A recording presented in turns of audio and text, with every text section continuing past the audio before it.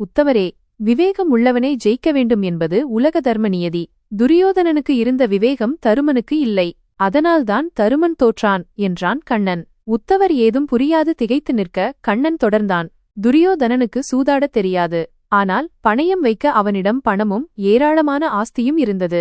பணயம் நான் வைக்கிறேன். என் மாமா சகுனி பகடையை உருட்டிச் சூதாடுவார் என்றான் துரியோதனன். அது விவேகம். தருமனும் அதுபோலவே விவேகத்துடன் செயல்பட்டு, நானும் பணயம் வைக்கிறேன். ஆனால் என் சார்பாக என் மைத்துனன் ஸ்ரீகிருஷ்ணன் பகடைக்காயை உருட்டுவான் என்று சொல்லியிருக்கலாமே. சகுனியும் நானும் சூதாடியிருந்தால் யார் ஜெயித்திருப்பார்கள்? நான் கேட்கும் எண்ணிக்கைகளைச் சகுனியால் பகடைக்காய்களில் போடத்தான் முடியுமா? அல்லது அவன் கேட்கும் எண்ணிக்கைகளை என்னால்தான் போட முடியாதா? போகட்டும், தருமன் என்னை ஆட்டத்தில் சேர்த்துக் கொள்ள மறந்துவிட்டான் என்பதையாவது மன்னித்து விடலாம். ஆனால் அவன் விவேகமில்லாமல் மற்றொரு மாபெரும் தவற்றையும் செய்தான். ஐயோ, விதிவசத்தால் சூதாட ஒப்புக்கொண்டேனே. ஆனால் இந்த விஷயம் ஸ்ரீகிருஷ்ணனுக்கு மட்டும் தெரியவே கூடாது.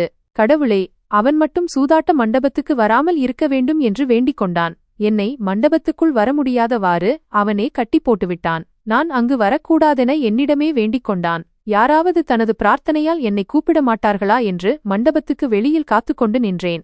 பீமனையும் அர்ஜுனனையும் நகுல சகாதேவர்களையும் வைத்து இழந்தபோது அவர்களும் துரியோதனனை திட்டிக்கொண்டும் தங்கள் கதியை எண்ணி நொந்து கொண்டும் இருந்தார்களே தவிர என்னை கூப்பிட மறந்துவிட்டார்களே. அண்ணன் ஆணையை நிறைவேற்ற துச்சாதனன் சென்று திரௌபதியின் சிகையை பிடித்தபோது அவளாவது என்னை கூப்பிட்டாளா? இல்லை. அவளும் தனது பலத்தையே நம்பி சபையில் வந்து வாதங்கள் செய்து கொண்டிருந்தாளே ஒழிய என்னை கூப்பிடவில்லை. நல்லவேளை, துச்சாதனன் துகிலுரித்த போதும் தனது பலத்தால் போராடாமல் ஹரி ஹரி அபயம் கிருஷ்ணா அபயம் என குரல் கொடுத்தாள் பாஞ்சாலி. அவளுடைய மானத்தை காப்பாற்ற அப்போதுதான் எனக்கு சந்தர்ப்பம் கிடைத்தது. அழைத்ததும் சென்றேன். அவள் மானத்தை காக்க வழி செய்தேன். இந்தச் சம்பவத்தில் என்மீது என்ன தவறு என்று பதிலளித்தான் கண்ணன். அருமையான விளக்கம் கண்ணா, அசந்துவிட்டேன். ஆனால் ஏமாறவில்லை. உன்னை இன்னொரு கேள்வி கேட்கலாமா என்றார் உத்தவர். கேள் என்றான் கண்ணன். அப்படியானால் கூப்பிட்டால்தான் நீ வருவாயா? நீயாக நீதியை நிலைநாட்ட ஆபத்துகளில் உன் அடியவர்களுக்கு உதவ வரமாட்டாயா? புன்னகைத்தான் கண்ணன். உத்தவா, மனித வாழ்க்கை அவரவர் கர்ம வினைப்படி அமைகிறது.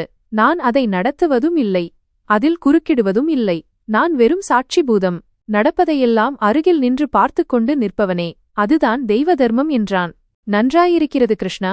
அப்படியானால் நீ அருகில் நின்று நாங்கள் செய்யும் தீமைகளையெல்லாம் பார்த்துக் கொண்டிருப்பாய். நாங்கள் தவறுகளை தொடர்ந்து செய்து கொண்டேயிருந்து பாவங்களை குவித்து துன்பங்களை அனுபவித்துக் கொண்டே இருக்க வேண்டும். அப்படித்தான என்றார் உத்தவர்.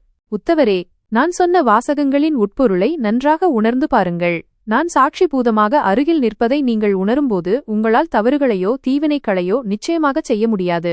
அதை நீங்கள் மறந்துவிடும்போதுதான் எனக்கு